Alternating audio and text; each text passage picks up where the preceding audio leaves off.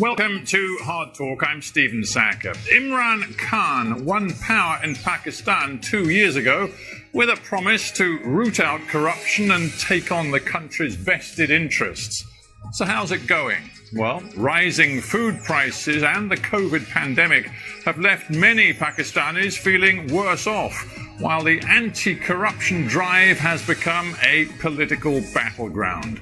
My guest today, Ishaq Dar, was Pakistan's finance minister, a key lieutenant of former Prime Minister Nawaz Sharif. Now, both of those men are trying to rally opposition to Imran Khan.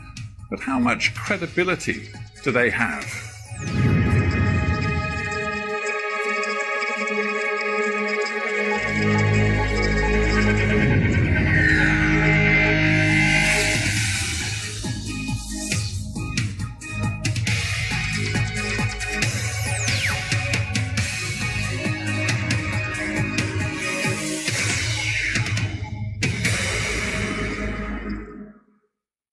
Ishaq Dar, welcome to Hard Talk. Thank you for inviting me. Let us begin with your personal status, your legal status. Sure. You are a wanted man in Pakistan. Are you here in London to escape the judicial process? Well, not really. I think you must be aware of the Pakistan history, that whenever in Pakistan over a period of 73 years, the corruption rhetoric has been used in the last few dictatorships. And the current one isn't different, because this regime is known to be under a covert coup or a judicial martial law. So I can prove that there is nothing against me, and I have all the evidence. I hope that you know that the prime allegation against me, my name was not in Panama paper. My name was not in the 20th of April. Let me stop you, because some people will not be following this in great detail. Sure. You're saying your name was not in the Panama Papers. Nonetheless, we learned an awful lot from those Panama Papers published in 2016 about monies being stashed away in foreign bank accounts, and it involved some very top-level Pakistanis. And there was reason to believe that not just Nawaz Sharif's family was involved, but your family too. No. There isn't any mention of my family at all. I'm not saying there was a specific mention of your family, but the National Accountability Bureau decided after the publication of the Panama Papers to look very closely at yours and your family's interests, assets and accounts. Most welcome. And they found that there were grave problems with your accounts. No, not at all. Not at all. Because you see, I'm sure that you would be privy that it was the Supreme Court direction which set up a joint investigation team, which is extrajudicial activity which Supreme Court decided. And there were 2 military intelligence members who were virtually governing out of the 6 members of the JIT. So you see, there is a background. Well, I'm actually interested in what's known in Pakistan as the National Accountability Bureau, which is the main agency of anti-corruption.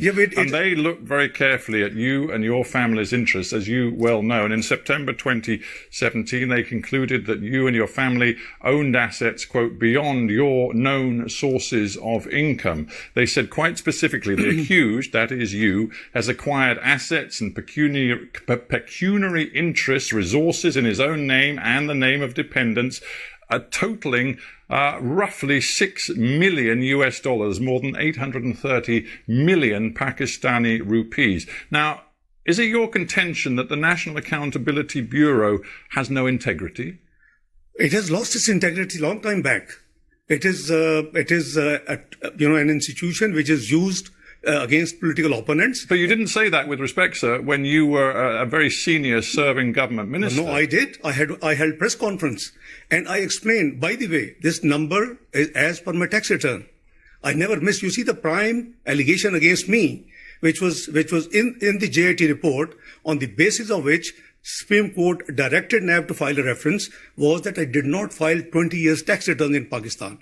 1981 to 2001. A UK qualified chartered accountant, never missed reporting his tax matters in UK when he was here till 1976. And then in the North America, 2 years, and in Pakistan since 70, I never missed any tax return. So this is such a, blatant allegation. Is it? Well, in that case, let's be very open and transparent with each other. I've interviewed many government officials and ministers around the world over many years, and they always say, oh, I'm not responsible for any corruption at all, and I believe in transparency. I do. You do? Oh, so yes, how many properties do you and your family own? It's all declared in my tax returns. Well, just give me the answer, because I don't know. How many properties do you and your family own? I have my main residence in Pakistan, which has been taken over by this regime. So I haven't got too many properties. But how many properties do you and your family own? My net worth is what has been reported. How many properties do you and your family own? One. One sole residence. You and your family own one property. My sole residence. So all of these stories in the Pakistani press about multiple properties owned by your family inside Pakistan, property interests overseas, including in Dubai. We're sitting in London. We're sitting in London. You own nothing in London? No. Your family, not just you, your family. No, not at all. Own nothing? No, because and Dubai? The government. Dubai? My sons have just one villa, which is owned by them. They're in business for the last 17 years. So when I asked you how many properties you and your family own, and you said one, that wasn't strictly true. No, it is strictly true, because they're adult, they're married, they're 17 years, they're in business, so they're independent of me. You know very well that when the NAB looked at your assets, they were looking at you and your family. I have no issue. My family, everything is accounted for. That's exactly... See, if all of this is so clear-cut, you only own one property in the entire world. Your tax records have been kept and given to the authorities over the last 20 years. If everything is so crystal clear, why do you not go to Pakistan and make this case in a court of law? Well, the court of law, my lawyers were there. I'm here for medical treatment. I have a cervical issue. You've been here for best part of 3 years on this medical issue? Almost, yes, I am. Are you still really suffering? Yes, I am. And you couldn't possibly get back to Pakistan? Well, let's see what's happening in Pakistan. Where are the human rights? What's happening in NAB custody, where people have dozens of people have been killed virtually? But sorry, you're saying that people being investigated by the NAB, the National Accountability Bureau, have been killed?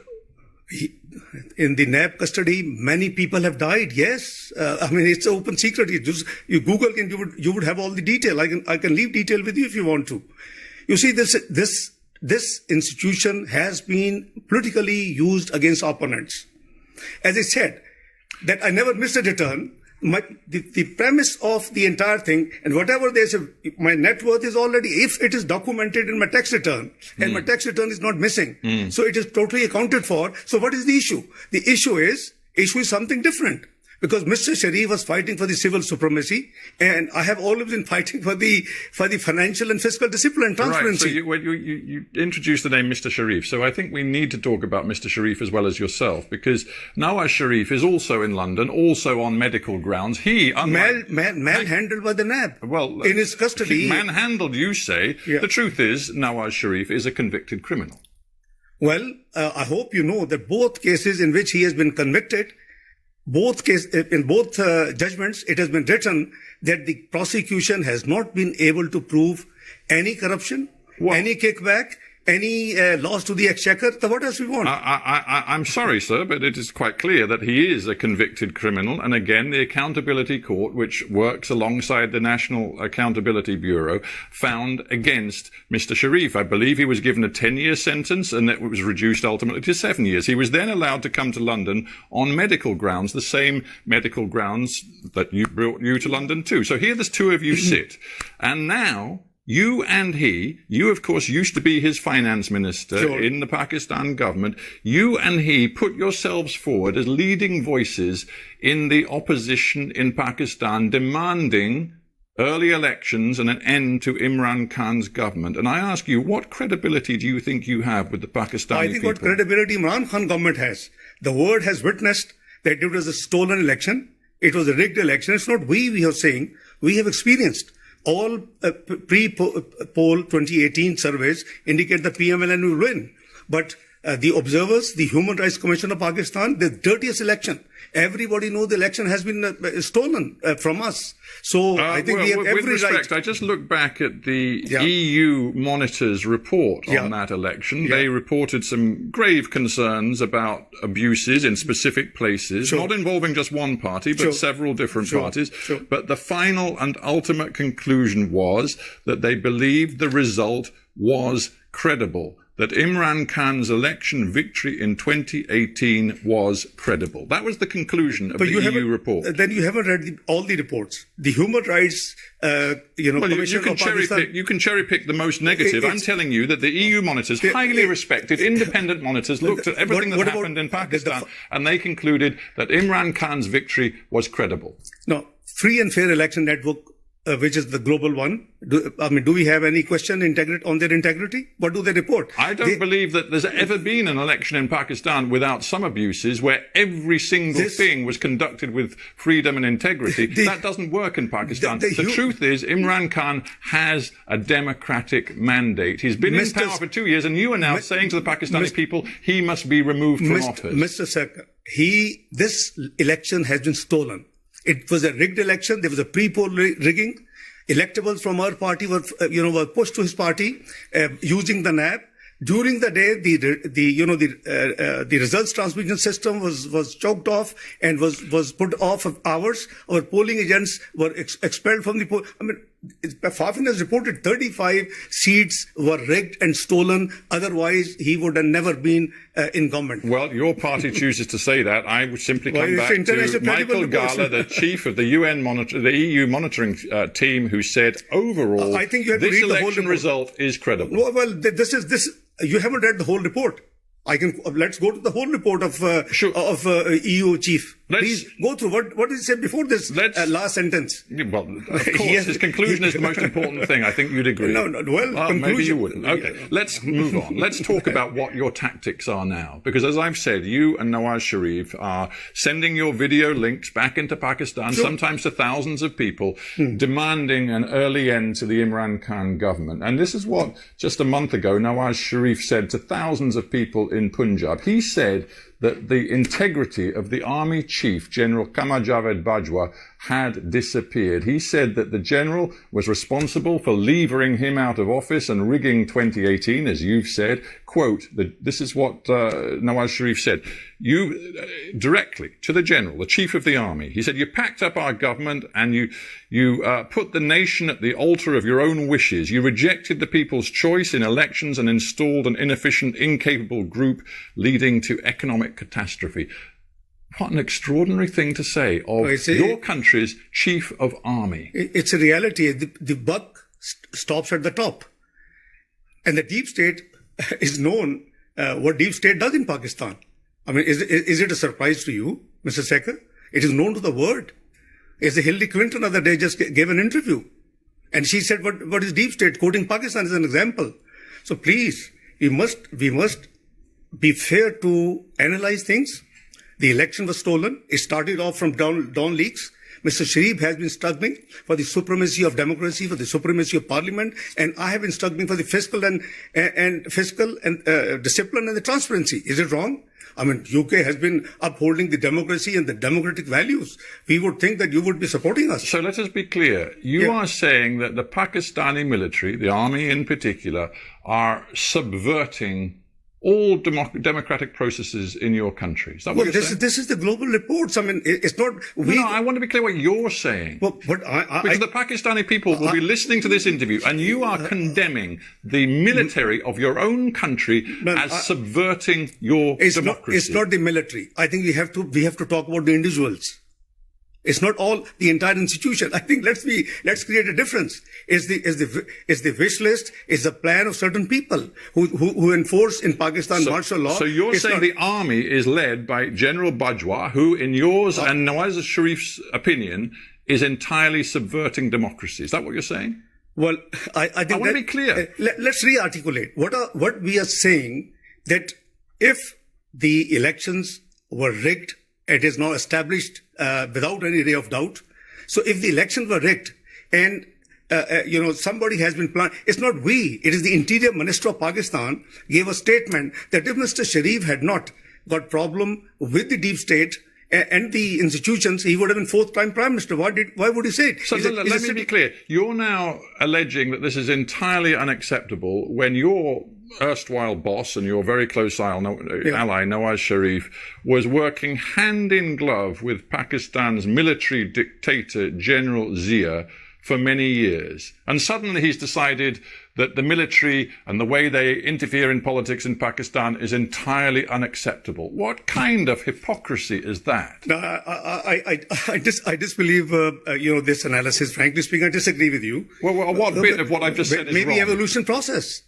Evolution process? Yeah, because, Oh, you mean because then he was in power and now he's out of power, so he's really angry with the army because they won't work with him? No, it's not the first time. It's the third time he was Prime Minister. And Imran Khan, own Interior Minister, tells the whole world that Mr. Sharif would have been fourth-time Prime Minister if he had not got trouble with the establishment. You see, Imran Khan may be unpopular in Pakistan now, but when he heard what Nawaz Sharif said last month at that rally, when he directly targeted the Chief of Army, Imran Khan said this. He said, how dare Nawaz Sharif point to the general and blame him for what is happening in Pakistan when for years Mr. Nawaz Sharif polished the boots of a former military dictator. When Imran Khan said that, I dare say he actually had a great deal of sympathy from many Pakistanis who know hypocrisy when they see it. I think you probably haven't seen his 21 clips, how he has been maligning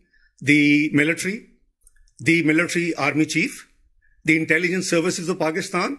And not too long before, it's just last year when he was in the United States, he gave a statement that it is the ISI, our intelligence service, which actually was responsible for the Osama bin Laden and its killing, etc., etc. So I think when he was out of power, when he was in opposition, he had given 21 different statements at different times. He was known as Taliban Khan. I mean, I don't know. Are we talking or wish to discuss his performance and our performance? Are we here to talk whether it is a pure democracy or is it an anocracy? You and other opposition elements have created this Pakistan democratic movement. You want to deliver early elections and see Imran booted out of power, but many people, even in your own movement, are now backing away from this targeting of the Pakistani military. For example, Bilawal Bhutto said it was regrettable that Nawaz Sharif had named the military chief by name. And even Mr. Sharif's own daughter, Mariam, had to stress at great length that she was not anti-military. It sounds like Nawaz Sharif has overstepped the mark. I think there seems to be a confusion. Mr. Nawaz Sharif, as Prime Minister or otherwise, is not anti-military. Please, let's be very clear. He blames certain individuals. And as I said, the buck, stops at the top. If the Dawn leaks were there, there's a huge, history about that. I'm sure you will be privy to Dawn leaks. It relates to FATF. It relates to Pakistan going back to grey, which we brought out from grey and it was white. So I think, if Mr. Sharif talks of certain interventions which are against the oath, against the constitution of Pakistan, is something wrong? Let's talk about politics and your message to your own people. We know that Pakistani people are suffering right now. Food price inflation is soaring. COVID-19 is seeing a second surge in your country, creating real economic difficulties. There's going to be barely any growth in the Pakistan economy this year. In the midst of all of that, you are creating a new level of political instability, demanding that Imran call early elections, calling him illegitimate, banging on about the vote rigging, claiming that the army is really in power. Do you think that your approach is really helping the interests of the Pakistani people? I think you have to be neutral umpire, Mr. Sekhar, for a moment. 2014, we won the election 2013, massive majority, 2/3 almost. 2014, when Mr. Imran Khan comes to agitate for 4 constituencies rigged only, his claim, nobody spoke. Yeah, Mr. Dar, you're going back now. You're going back 6 years. And I'm putting myself in the shoes of a Pakistani today who sees rising food prices, political instability, geopolitical instability, and he wonders whether the opposition sitting in London, yourself and Mr. Nawaz Sharif, really have the interests of ordinary Pakistani people at heart. We have interests of Pakistani people at heart, and that's why we are moving. This country had witnessed double revenue collection in our tenure of 5 years, lowest inflation, lowest interest rates, best performing stock market in the South Asia, most stable currency, highest GDP growth in 11 years, 5.8%. I mean, it's all music. Your Western, the institutions had all the praise. And what was the final report in 2016? PricewaterhouseCoopers, what did it say? Pakistan is going to join G20 by 2030. And we were striving to bring it even earlier. And we were very clearly hoping that since we had ended the load shedding, we had fought the extremism and terrorism in Pakistan, we had improved the macroeconomic, indicators in Pakistan, and all praises of all. So now, I understand. I'm not suggesting that your personal economic record was bad. In some ways, it was good. But listen, I'm just trying to get you to respond to a simple question. Pakistan is where it is today. Hang on. Imran Khan has a 5-year mandate. He won the election. Now you have a choice. You have a choice. You can wait to fight the next election if you choose to go home, frankly, but at the moment you're still in London. You can either fight at the ballot box during the next election, or you can try to undermine Imran Khan and his government from the sidelines, from here in London, and thereby create new economic and political instability. Is that the choice you've made? No, it's not a matter of political instability. It's a matter of incompetence. It's a matter of non-performance. It is a matter of ruining and, grounding the economy of Pakistan in 2 years before Corona. Mind you, after 1952, Pakistan first time had seen negative GDP growth. After 1952, from 5.8%, first year 1.9%, this year 0.4% negative. And there's a massive unemployment. We pulled 6% people out of poverty. He has pushed back 6% people in the poverty line. He promised to give 10 million jobs. He has made people unemployed, 12 million added to the unemployment numbers. Pakistan's in big trouble. I just wonder whether your approach is weakening Pakistan on the world stage. You recently tweeted, hang on, you recently tweeted a message saying that Imran Khan, and I'm going to quote your words, personified fascism. Now, Imran Khan has stood up for Pakistan's interests in a very tough stand against India and Mr. Modi, which you well know. He has also conducted a foreign policy which sees deepening economic ties with China, which is precisely the same policy that you followed. He also is trying to use Pakistan's influence, it seems, to bring the Taliban to the peace table in Afghanistan. What is it about these policies that you think personifies fascism? Well, I think that perhaps you haven't studied or you haven't had the time to look into what fascism he's doing. You stand by that? Yeah, of course I do. There is a fascist government in Pakistan as of now. You're trying to mobilize tens of thousands of people on the streets in different Pakistani cities, even when there's a COVID pandemic. Your message is that we must bring Imran Khan's government down by the middle of the year and have new elections. You haven't succeeded so far. What's your next move? Well, Mr. Sekhar, I think you haven't seen Mr. Imran Khan during the same, the PDM gatherings started from 16th of October. You haven't seen the Democratic Movement gatherings, yes. But you haven't seen in the same period, in the last 6 weeks, you haven't seen the gatherings, the large gatherings of Mr. Imran Khan himself.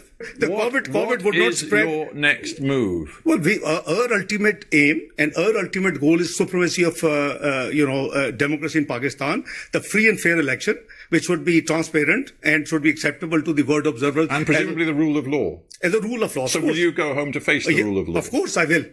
Rule of law and transparency.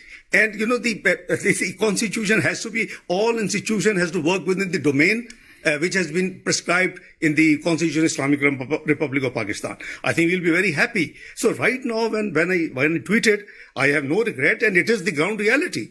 I mean, I can give you, a prime minister who calls the Director General of the Federal Investigation Agency and gives him names and says, go and arrest them. I mean, what sort of, governance this is? Well, we have to end it there, but I do thank you very much indeed for coming into the Hard Talk studio. It's a pleasure. Ishaq Dar, thanks very much. It's a pleasure. Many thanks.